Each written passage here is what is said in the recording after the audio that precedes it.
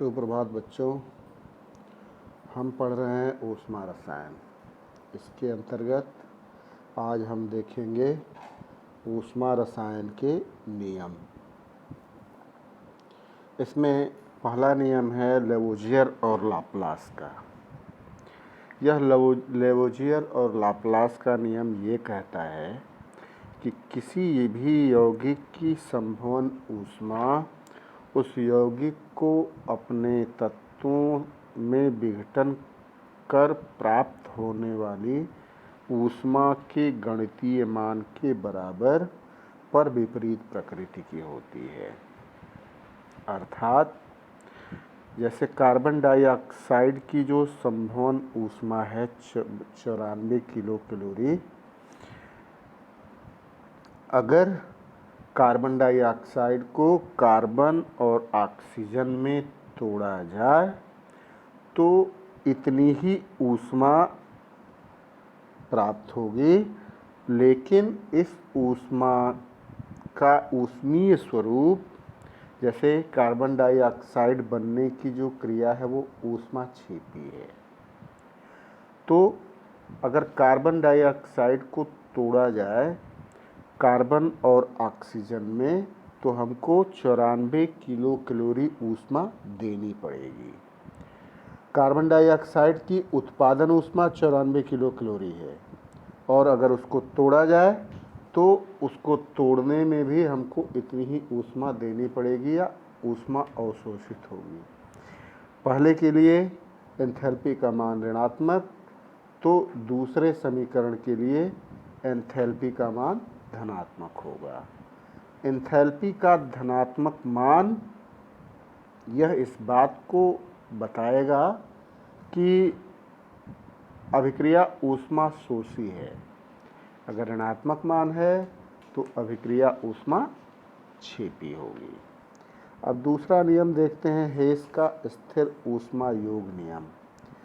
हेस का स्थिर ऊष्मा योग नियम ये कहता है कि कोई भी अगर चक्रीय प्रक्रम है या कोई भी प्रक्रम है वह एक पद में पूर्ण किया जाए अथवा कई पदों में पूर्ण किया जाए, प्रत्येक दशा में उत्सर्जित या अवशोषित ऊष्मा का मान एक ही जैसा होगा। किसी भी रासायनिक अभिक्रिया में हो रहे एंथैल्पी परिवर्तन का मान सदैव स्थिर रहता है, चाहे वह परिवर्तन किसी भी विधि द्वारा कराया जाए। आप देखो ए से बी में चेंज दिखाया गया है इसमें, और इसमें पहला पथ है ये ए से बी बन गया, दूसरा है ए से बी, ए से सी, सी से डी और डी से फिर बी। ये 3 चक्र में हुआ है। ए से बी में कुल ऊष्मा जो है वो -Q है। तो उस दशा में अब देखो ए से सी बना तो Q1, सी से डी बना तो Q2 और सी से फिर बी बना तो Q3। तो जो Q का मान होगा वो Q का मान Q1 + Q2 + Q3 के बराबर होगा। अर्थात अगर एक चरण में कराएं अथवा कई चरणों में कराएं, प्रत्येक दशा में एंथैल्पी परिवर्तन समान होगा। अब इसका उपयोग हम करते हैं अभिक्रियाओं की संभवन ऊष्मा के मान की गणना करने में। यहाँ देखो कार्बन डाइऑक्साइड की उत्पादन ऊष्मा हम सबको पता है, ये 94 किलो कैलोरी है। तो इसमें क्या है, यहाँ पे हम कार्बन मोनोऑक्साइड और कार्बन डाइऑक्साइड बना रहे हैं। कार्बन और आधा ऑक्सीजन अणु मिलके बनाता है कार्बन मोनोऑक्साइड। इसके लिए H1 मान लेते हैं। कार्बन मोनोऑक्साइड से ऑक्सीजन जोड़ के कार्बन डाइऑक्साइड बनाते हैं, इसके लिए H2 है। अब CO की संभवन ऊष्मा के मान का प्रयोगात्मक निर्धारण संभव नहीं है, जबकि CO की दहन ऊष्मा एवं CO2 की संभवन ऊष्मा के मान की गणना हम प्रयोगात्मक रूप से कर सकते हैं। CO2 की संभवन ऊष्मा है C + O2 = CO2, delta H का मान -94 किलो कैलोरी या -394 किलो जूल, और CO की जो दहन ऊष्मा है वो है CO + ½ O2 = CO2, delta H का मान यह है -283.5 किलो जूल। अब यहाँ से हम कार्बन मोनोऑक्साइड की संभवन ऊष्मा निकाल सकते हैं, दोनों को पहले में से दूसरे को घटा के। तो ये होता है C + ½ O2 = CO, और यहाँ पे डेल्टा H का मान आता है -110.5 किलो जूल। तो या तो C + ½ O2 = CO कर लें, अथवा C + O2 से CO2 बनावें और CO + ½ O2 से CO2 बनावें। दोनों में पहले से दूसरे को घटा देंगे तो हमको कार्बन मोनोऑक्साइड की उत्पादन ऊष्मा प्राप्त हो जाएगी, जो आती है -110.5 किलो जूल। तो इस नियम से हम अभिक्रियाओं की संभवन ऊष्माओं के मान की गणना कर सकते हैं। अब आते हैं आबंध ऊर्जा या आबंध एंथैल्पी पर। किसी गैसीय सहसंयोजक यौगिक में उपस्थित किसी वर्ग विशेष के एक मोल का, ये मोल नहीं है, मोल है, मोल का गैसीय परमाणुओं में वियोजित करने की प्रक्रिया में, यहाँ वियोजित है, निहित एंथैल्पी परिवर्तन को उस बंध की आबंध ऊर्जा अथवा आबंध एंथैल्पी कहा जाता है।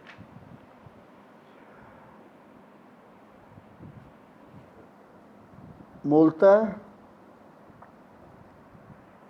किसी भी रासायनिक अभिक्रिया में अभिकारक अणुओं में उपस्थित बंध टूटते हैं तथा नए बंध जुड़ते हैं। बंधों का वियोजन जब होता है तो ऊर्जा अवशोषित होती है, और जब नए बंध बनते हैं तो ऊर्जा उत्सर्जित होती है। जैसे अगर हम देखें यहाँ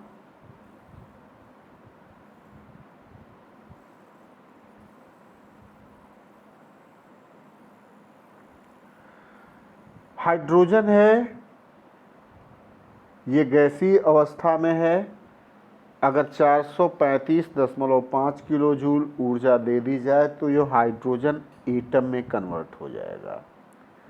अर्थात हाइड्रोजन बंध के जो टूटने की ऊर्जा है, हाइड्रोजन अणु है, परमाणु में जब जाएगा तो इसका बंध टूटेगा, तो 1 मोल हाइड्रोजन अणु का हाइड्रोजन परमाणु में जो कणीकरण ऊर्जा है, heat of atomization, delta H का मान 435.8 किलो जूल है।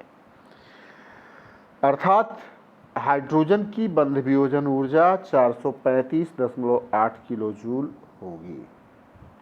इस अभिक्रिया में 1 मोल गैसीय हाइड्रोजन अणु अपने बंध का वियोजन करते हैं, तो उस दशा में ये आता है 435.8 किलो जूल ऊर्जा का अवशोषण करते हैं। फ्लोरीन के लिए यह मान 36.6 किलो कैलोरी या 36.6 किलो कैलोरी ऊष्मा इसमें निकलेगी। हाइड्रोजन क्लोराइड है, इस हाइड्रोजन क्लोराइड में को हाइड्रोजन और क्लोरीन में तोड़ने पर हमको करीब करीब 103 किलो कैलोरी ऊष्मा देनी पड़ती है।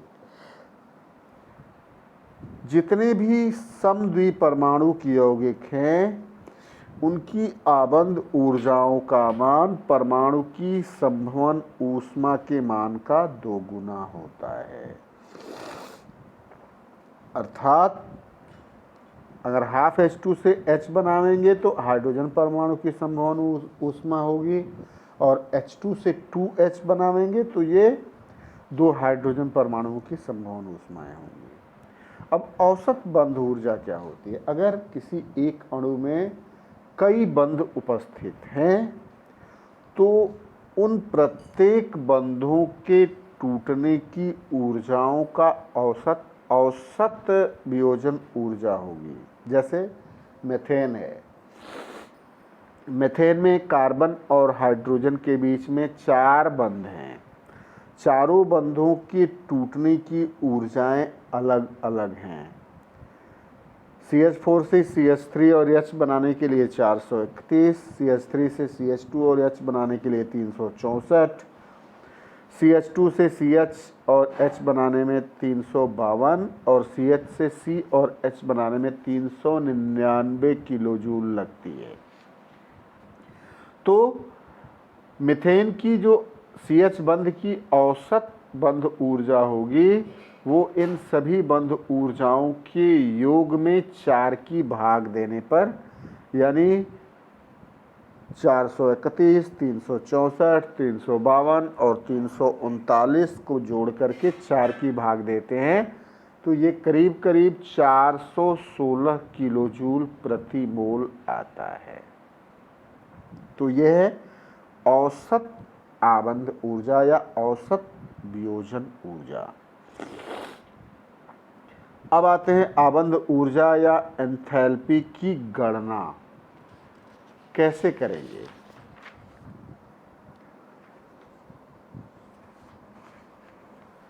जितने भी ऊष्मा रासायनिक समीकरण हैं, इन समीकरणों में उपस्थित विभिन्न प्रकार के आबंधों की आबंध ऊर्जाओं की गणना की जा सकती है।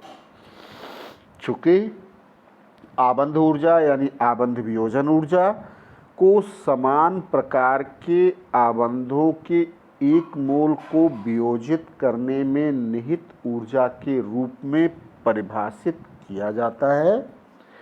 अतः किसी आबंध की आबंध ऊर्जा परिभाषा में उस आबंध की संभवन ऊर्जा के बराबर होगी, लेकिन चिन्ह विपरीत होंगे।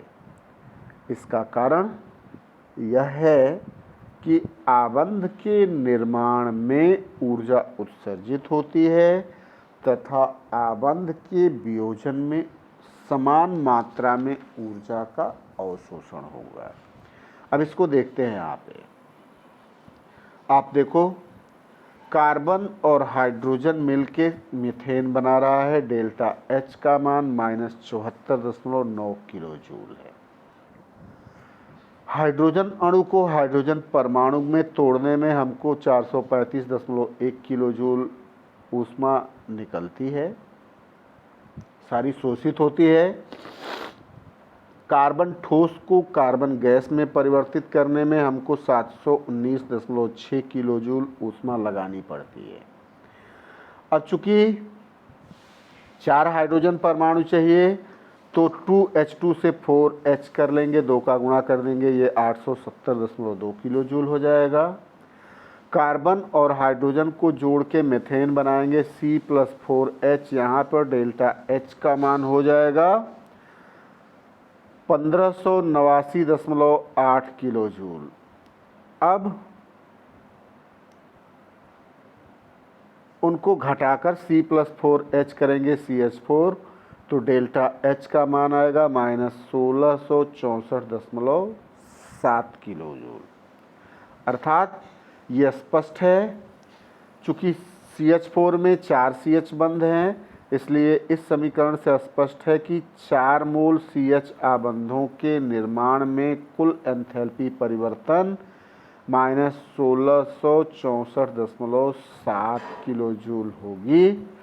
इसलिए कार्बन हाइड्रोजन बंध की जो एंथैल्पी है ये 1664.7/4 यानी -416.8 किलो जूल होगी।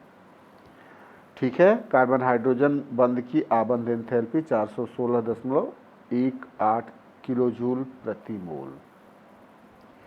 आबंध ऊर्जाएं ज्ञात होने पर जो नीचे समीकरण दिया है इसकी सहायता से किसी अभिक्रिया में निहित एंथैल्पी परिवर्तन अथवा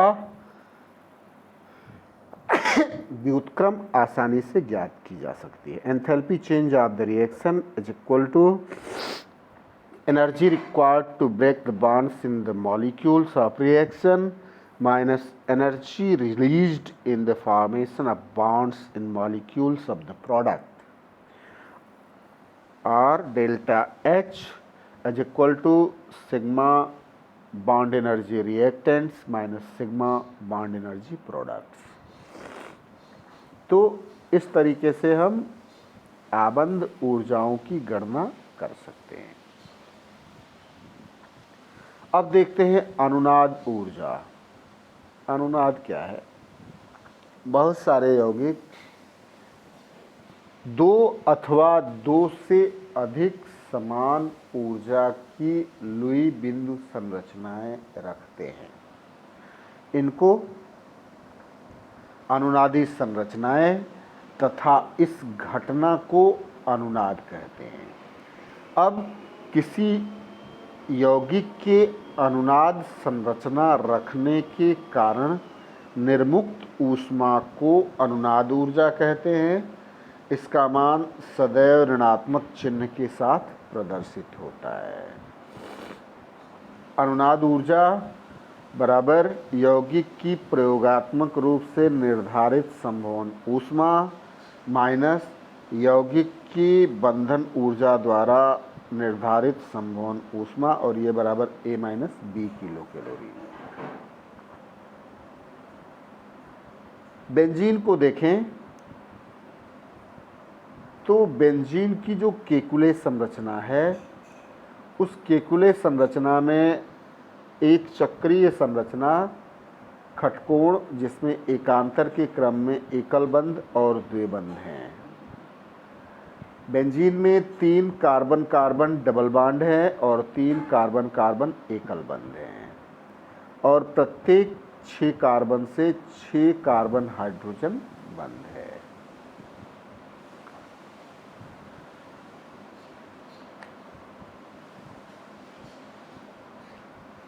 तो एक अवस्था से दूसरी अवस्था में जाने के लिए, जैसे बेंजीन की संरचना देखें अगर हम,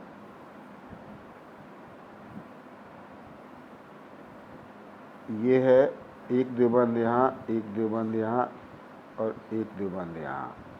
इसकी जो दूसरी संरचना है वो कुछ इस प्रकार से है।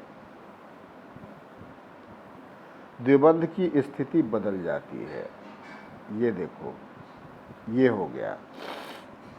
तो इस संरचना से इस संरचना में अथवा इस संरचना से इस संरचना में, पहली से दूसरी में और दूसरी से पहली में जाने में जो ऊर्जा प्रदर्शित होती है इसको हम कहते हैं अनुनाद ऊर्जा।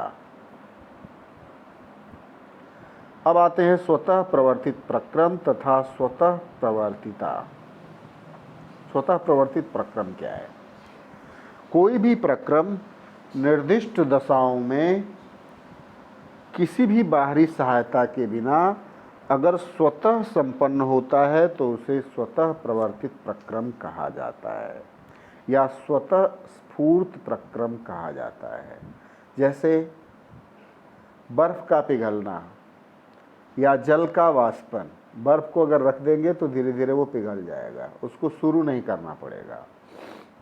जल है, किसी भी ताप पर उसका वाष्पन होता रहता है। गिलास में पानी रख दीजिए, 2 दिन के बाद पानी कम हो जाएगा, अर्थात वाष्पन हो जाएगा। इसको शुरू नहीं करना पड़ेगा।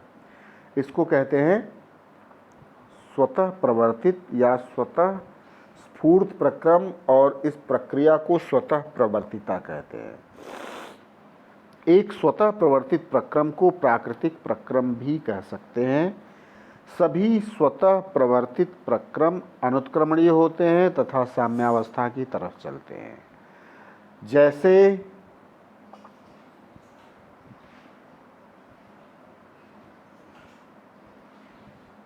वह स्वतः प्रवर्तित प्रक्रम जिसको प्रारंभ करने की आवश्यकता नहीं होती है। पानी में चीनी डाल दीजिए या पानी में नमक डाल दीजिए, ये अपने आप धीरे धीरे घुल जाएगा। बर्फ़ को रख दीजिए, या वो उसका वाष्पन भी होगा और वो पिघलेगा भी और वाष्पित भी होगा। हाइड्रोक्लोरिक अम्ल में सोडियम क्लोराइड मिला दीजिए, वो उदासीनीकरण की क्रिया अपने आप हो जाएगी। दो गैसें हैं, आपस में विसरित हो जाएंगी, शुरू नहीं करना पड़ेगा। परासरण की प्रक्रिया है वो स्वतः होती है। पानी है, ऊपर से नीचे की तरफ स्वतः बहता है।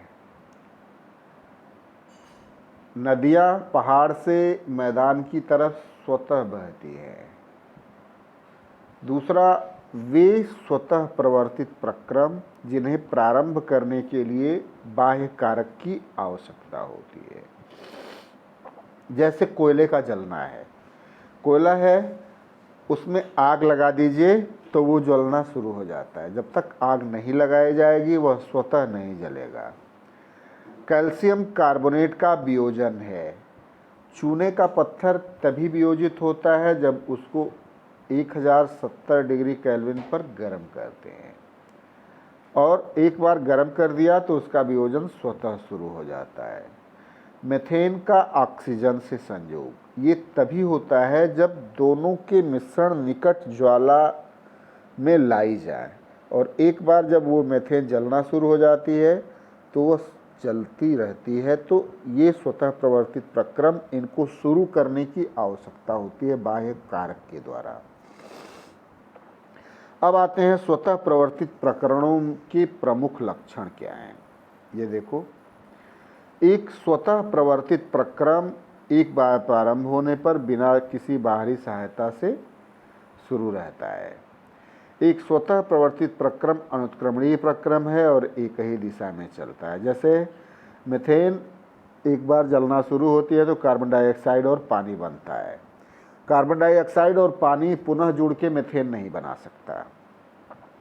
एक स्वतः प्रवर्तित प्रक्रम सदैव उस दिशा में अग्रसर होता है जो साम्यावस्था प्राप्त करने में सहायक होती है। जैसे कमरे में चाय रखी है, ठंडा होती है और ठंडी होती रहती है, और तब तक ठंडी होती रहती है जब तक कि कमरे के ताप के बराबर न हो जाए।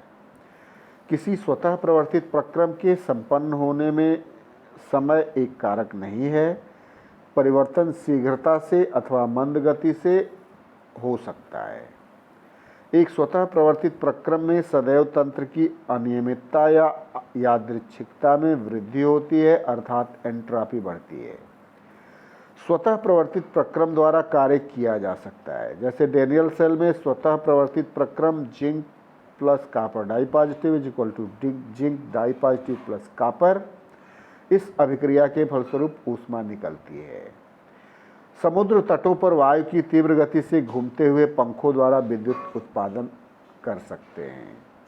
पहाड़ों पर से गिरते हुए नदी के जल या बांध में संचित जल द्वारा टरबाइन चला करके हम विद्युत ऊर्जा प्राप्त कर लेते हैं। तो ये स्वतः प्रवर्तित प्रक्रमों के लक्षण हैं। बस आज के लिए इतना ही। अब आगे अप्रवर्तित प्रक्रम और यादृच्छिकता के बारे में पढ़ेंगे। आज के लिए इतना ही। धन्यवाद।